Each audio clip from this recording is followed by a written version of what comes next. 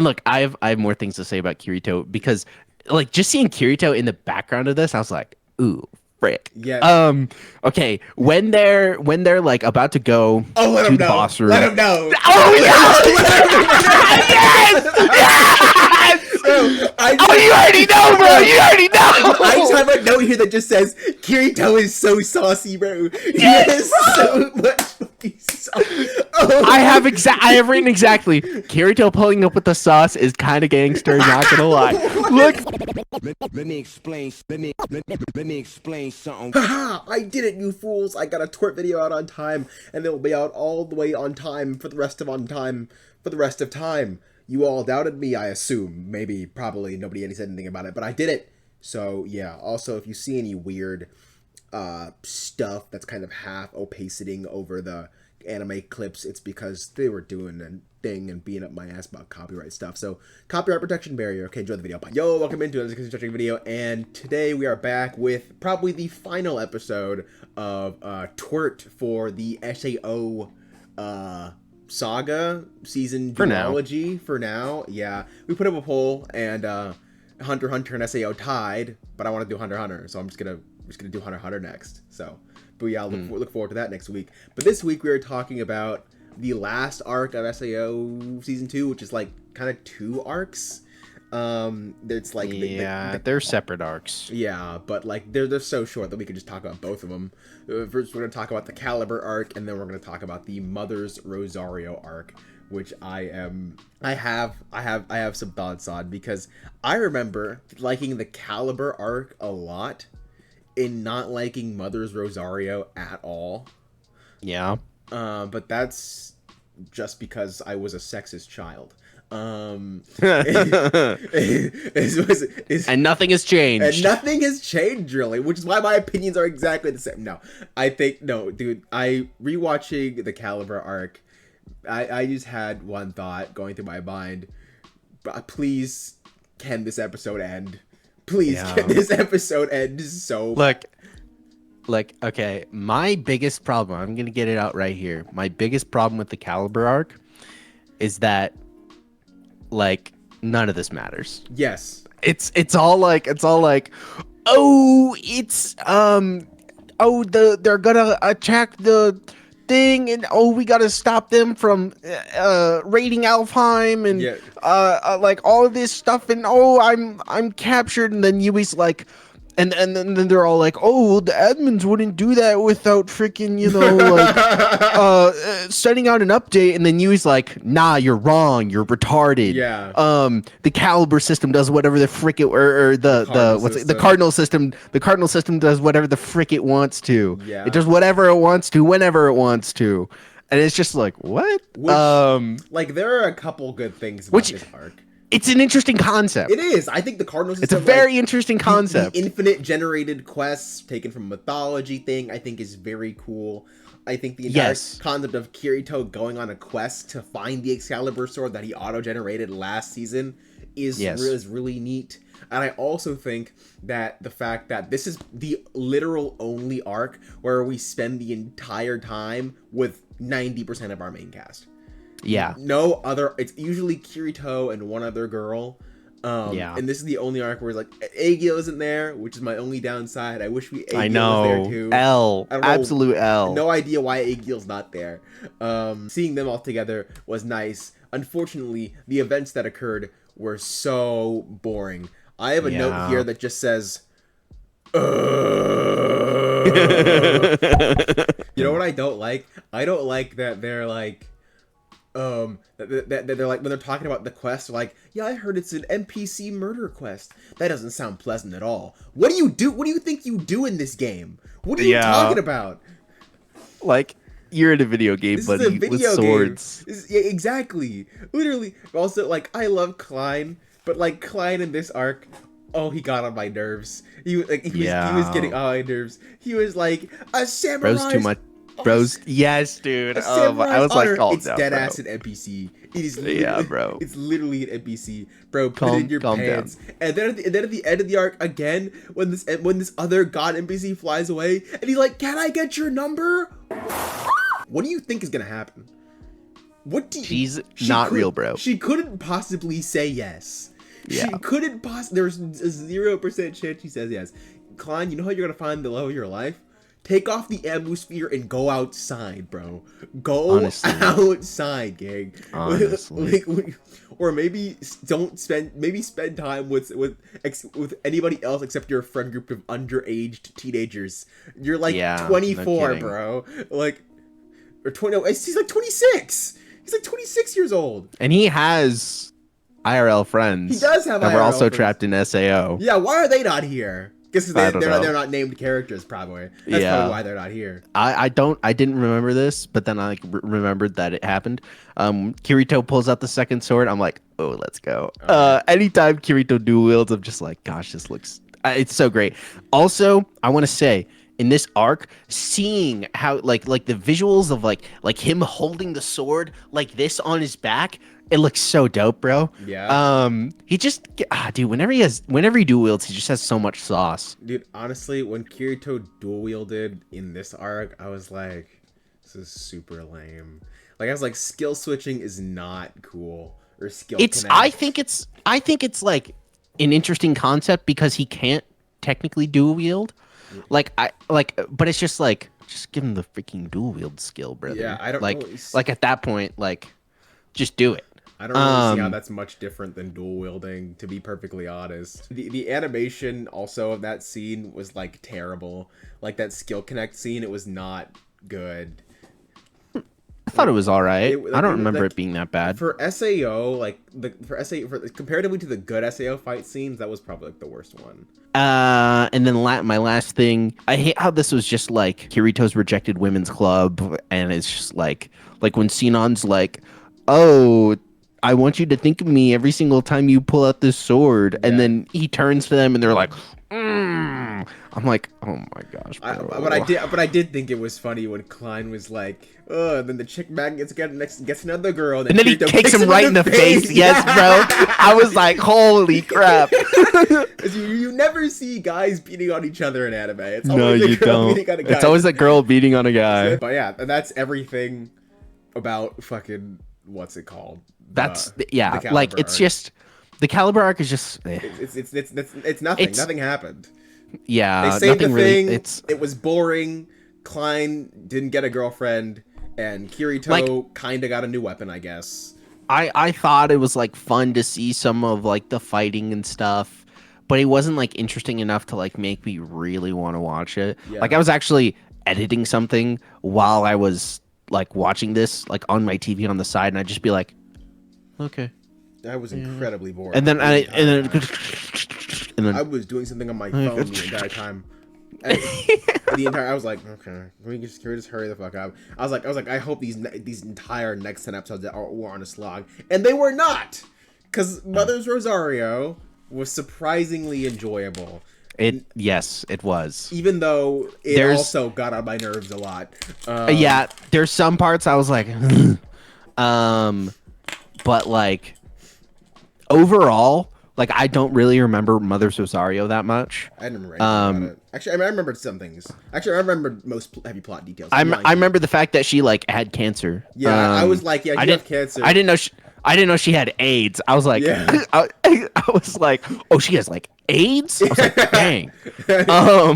I thought she was just like dying from cancer, not AIDS. But okay, let's talk about the crux of this arc, Yuki, or Zekin, as they call her. The introduction of Zekin is moderately contrived, but I'll let it slide. Just because of the fact that they never referred to her as she the entire last episode. Dumb. They always call her Zekin, which is like, it's whatever. But also, and this is the main reason why I really wanted to talk to you about this. Do you think that Kirito actually lost? Okay, good. Okay. There's no shot.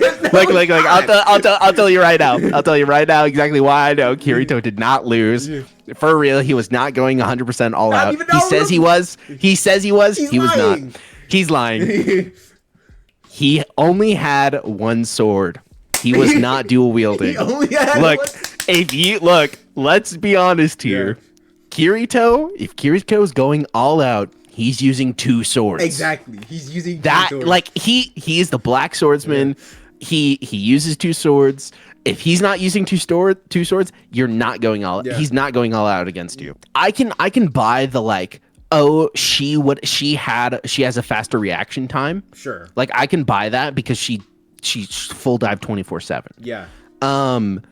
But like her being stronger in Kirito and just a like swordsmanship or sword skillship overall as a whole, nah. Yeah. The big thing with like Zekin is like she has this crazy sword skill, the 11 hit combo that's like it's devastating or whatever. But I remember a certain swordsman using a 50 hit combo against the Levi's and SAO. And I don't know if you know basic math, Maybe, but 50 is a much higher number than 11. It is.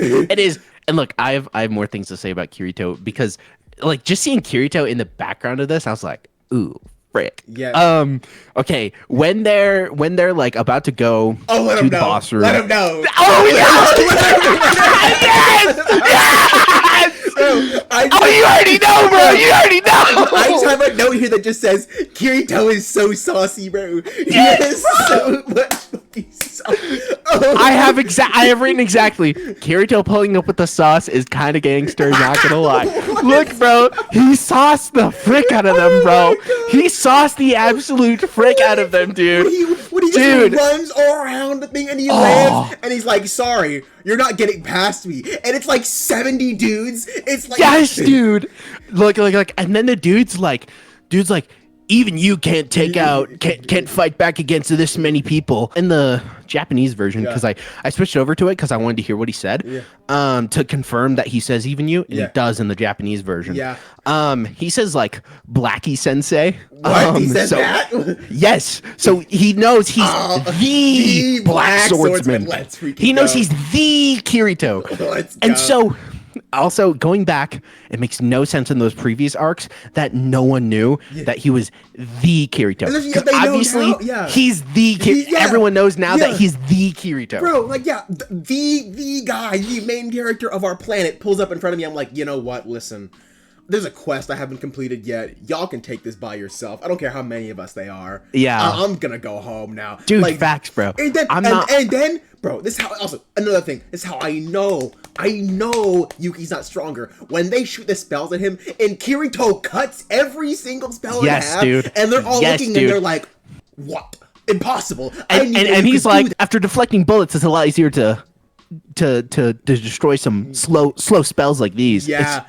Dude, and seeing him, just the animation of him cutting those I can't even talk because it's so freaking awesome. Yes. Of him cutting those spells. Pure sauce. Pure so sauce. sick. Absolute cinema. But now that's enough Kirito glaze. 10 minutes to be exact. Let's actually talk about the meat and potatoes of this arc because it really just revolves around this guild, the Sleeping Knights. Great name. Yes. With especially when you figure out what their guild is around. Yeah. And the origin of their guild. Yeah. Oh, I didn't even think about that till just now. That is great. Yeah. I love that a lot. That's amazing. But yes, so the Sleeping Knights, thinking back, I don't remember the fact that they were like all like terminal ill. I thought it was just Yuki that was terminal for sure. ill. And I was like, dang, this is incredibly sad. Yeah. And it's just like it's a very sad but also like a very interesting concept of like people who found each other and they all think or thought that they were terminal. Yeah. that they were terminally ill and that they would be able to play together. You know, like you don't say goodbye because like eventually, you know, you're going to see each other again. Yeah. And I was just like, frick, dude. Like it's a great concept and it's very interesting and it's also very sad. Yeah. And it's very heartfelt as well. I was like, man, I actually like care about these people. Yeah. Like I think they're the moment at the end where like all of Alfheim shows up. Yes. At Yuki's death. Like and they all dude feel, like that's so good. Dude, when the entire it was so good when the entirety of Alfheim pulls up and it's just pure respect to the entire dude. So good. So absolutely good. And so like I think that is really the core of this arc is the Sleeping Knights. Yeah. And just like exploring that idea of people who found each other and they're all terminally ill, but they were able to get through it together because they had each other and they knew what each other was going through. Yeah. And I think like bringing in the complication of Asuna, and like how like and her experience of you get attached to people who you work with because you know that like because of her experience in SAO. Like I say, Reki Kawahara can write some really strong character moments, and I really Yes. like the whole foreshadowing of the bringing VR into real life thing with Yui, and then later putting that with Yuki, taking her to school and having like letting her explore the real world one more time. Yeah.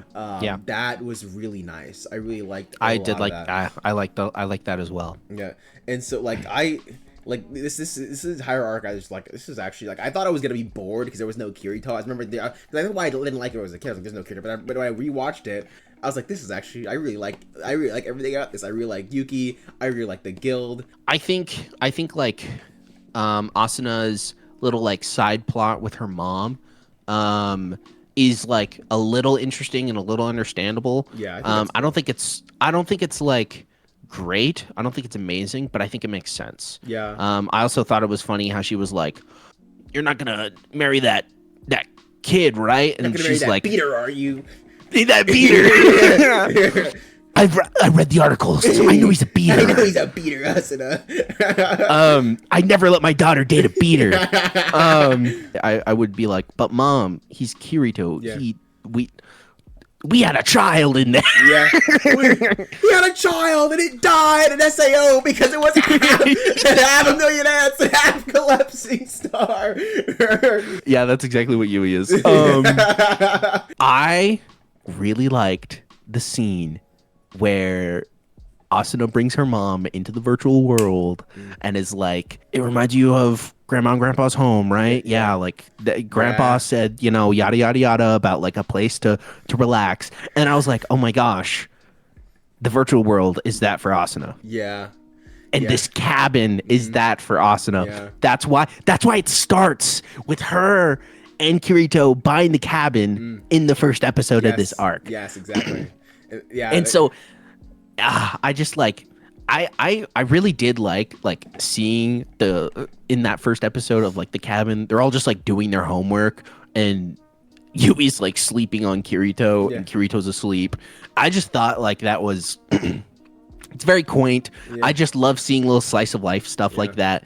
So I was happy to see that. Also, really quickly, but when Asuna brought her mom into SAO, I thought she was gonna bring her in and then beat her ass, and then be like, "Fight me, mom! You can take me in a duel. I'll go to the school you want me to go." Genuinely, I think this arc was great. I think it like is the strongest through line of themes in any of the SAO arcs, Aincrad included. Definitely. Like especially that line at the end that's like, our lives are like vessels and we carry the teachings of ones who passed with us. That's an amazing line. Especially when it is a great line. When she gives Asuna the Mother Rosario skill at the end. I think that's very cool. And also the fact that Asuna reminds her of her sister is also really sweet. Like there's a lot of sweet. Very sweet she calls him stuff. sis. Yeah. It's like Yeah. No, it's really strong. Like I was thoroughly shocked. I was like, wow. I was like, wow. And then the arc ends by being like, yeah, by the way, Kaiba made the Mediki boy, by the way. And it was goodbye. See you next season. Yeah. Bye. Yeah. Do we have any more thoughts about Mother's Rosario? I still can't get over how much sauce he has. Dude, it's unfair. That was like top. It's crazy like, aura moments. Dude. Plus 1 million aura points, dude. Welcome to Watch genuinely. Mojo. We're counting down the top 10 aura moments in anime. Number 1, Kirito saves Asuna in front of the boss room. As an arc, yeah, Mother's Rosario is way better than the Aincrad arc. Do you think? Yes, it has a through line. Like it has consistent themes throughout the entire thing. Because Aincrad is just kind of this. is a little bit of a jumble. And I guess Aincrad has themes, but I feel like they're not as apparent as Mother's Osario has them being displayed. I agree. The themes in Mother's Osario are a lot stronger than the themes in Aincrad. It's hard to quantify because I would probably still never go back and rewatch this, but I would still go back and rewatch Aincrad. You're right. And like, yeah, but okay, look, I think that's because Aincrad is just it conceptually in the brain is just so much more interesting because you die in the game, you die in real life. Yeah. Okay, look, we're just gonna I'm gonna say it will go above SAO in Whelmed. Really, because what I was gonna say is, I was honestly recomputing in my brain. I was thinking, first of all, I don't think I would have enjoyed this arc as much if it was if I was like just sitting down watching it and doing nothing else. I was doing other stuff at the time, and I was like, oh my god, that's really cool, but I wasn't ever fully locked in. And like That's true. This story, like, it is nice, the moments are cool, but like it's not really super engaging. Like, I think a lot of this stuff, like also a lot of the arcs that happen post Aincrad are really slow, and this is no exception. This is true. Like while the themes are really good and strong, and the characters are good and strong, I think the execution of those moments aren't as good as the character moments in Aincrad and the isolated themes in Aincrad. Because while Aincrad isn't like a true to form arc, its episodic themes like play just as strong as the themes in entirety of this arc. Like for the episode with Kirito and Lisbeth, I feel is just as good as this entire arc. So what I would do is, honestly, I'd move Aincrad up to Turbed, and then I put Mother's Osario and Whelmed. That's what I was thinking about doing. Yeah, I agree with your points a lot, actually. Because, like, I really do like Aincrad. Yeah. But there's just so many problems with Aincrad as well. I don't think I do agree, though, with the pacing. With it, I just think that it's unexplored. The main problem is that it's unexplored. Yeah. Like, the main problem is that the main problem with Aincrad is that we want more Aincrad, which isn't really a problem. It's just like, dang, this was like, we're sad that there isn't more of this. Yeah. Like I don't think, like, I wouldn't fumbled the bag. Yeah, I think. Okay. I think we ranked it too low initially. Yeah, maybe. Okay, I'm fine with that. We're putting Aincrad up in Turbed and Mother's Osario / kind of Caliber, but not really, in Whelmed. So this is the ranking for the first 4 arcs of SAO. We kind of revised it, put Aincrad up at the top, and surprisingly, something was actually shockingly good. Not as good as the other stuff, but still shockingly good. And we will probably return to rank these last 2 at a different time. So yeah, this is the end of our SAO series, and look forward to the next video where we're going to be talking about the Hunter exam arc of Hunter x Hunter. Very excited. I've been wanting to rewatch it for a while, and I haven't watched it fully since the very first time, so it'll be like a rewatch for me. I'm curious to see what I'll think about it again. I rewatched it a year-ish ago, so I don't know, I'm kind of excited to rewatch it, but also at the same time, like, I don't know, I'll be looking for more stuff this time around, I think. Exactly. Of like themes and ideas and concepts, and so yeah. But anyways, if you enjoyed this video and this series about SAO, let us know in the comments down below, like and all that YouTube stuff. And if you have any other suggestions for what you want us to do after Hunter x Hunter, put them down in the comments. And until next time, end of video.